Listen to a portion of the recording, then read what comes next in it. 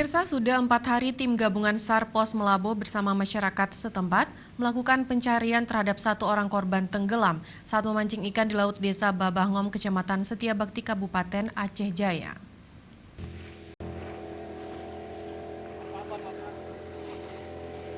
Korban diketahui bernama Muhammad Amin, berusia 31 tahun, warga desa Fajar, Kecamatan Darul Hikmah, Kabupaten Aceh Jaya.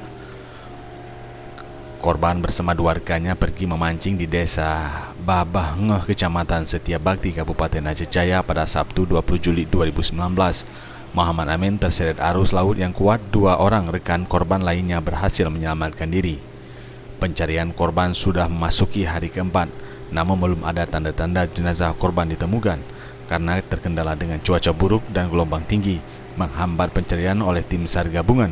Pencarian juga dilakukan melalui desa Lo Glempang yang berjarak 3 mil dari lokasi korban tenggelam.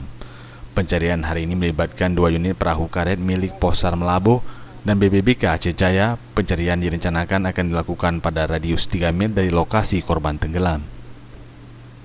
Pencarian hari ini melibatkan personil Pos SAR Melabo, BPBK Aceh Jaya, Polsek Koramil, Tegana, Rapi, nelayan serta masyarakat setempat. Tim Liputan Aceh TV.